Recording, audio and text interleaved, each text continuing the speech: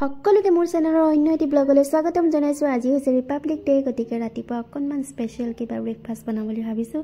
গতিকে এয়া দেখিছে চাগে বনাইছোঁ মটৰ পনীৰৰ লগত শুকান ৰুটি আৰু লগতে এটুকুৰা পিঁয়াজ আৰু কেঁচা জলকীয়া আৰু এটা ডিম বইল। খুব বেছি ভাল লগা এটা ব্ৰেকফাষ্ট, হেল্ডি আৰু খাবলৈও বহুত টেষ্টি, হয়নে নহয়?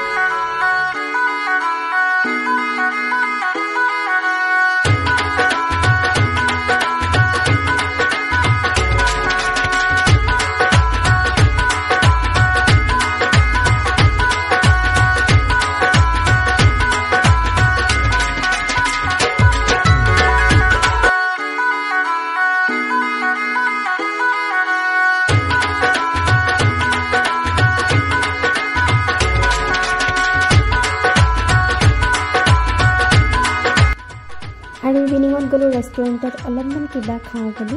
গতিকে এয়া ৰেষ্টুৰেণ্টত ধুনীয়াকৈ ম'ম' অৰ্ডাৰ কৰিলোঁ। বহুত ঠাণ্ডা পৰিছে এইকেইদিন, সেইকাৰণে ম'ম'য়ে খালোঁ আৰু বহুত বেছি হেভিকৈ খাবলৈ মন নাই, কাৰণ খাচী মাংস লৈ লৈছোঁ। ৰাতিকৈ খাচী মাংস ভাত খাব লাগিব সেইবাবে।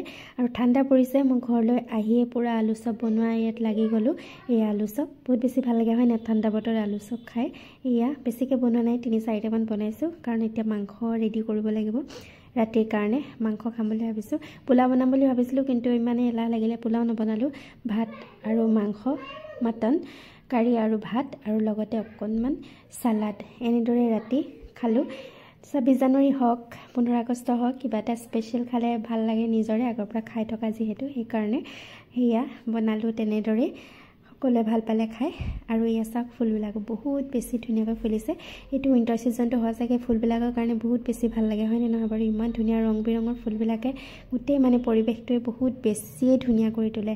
ইমান ভাল লাগিছে এইটো ফুল চাওক, কালাৰটো ইমান বেছিয়ে ধুনীয়া। ভিডিঅ'টো চাই যদি ভাল লাগিলে প্লিজ লাইক, কমেণ্ট, শ্বেয়াৰ কৰিব। আৰু নতুনকৈ যিসকলে মোৰ চেনেল চাইছে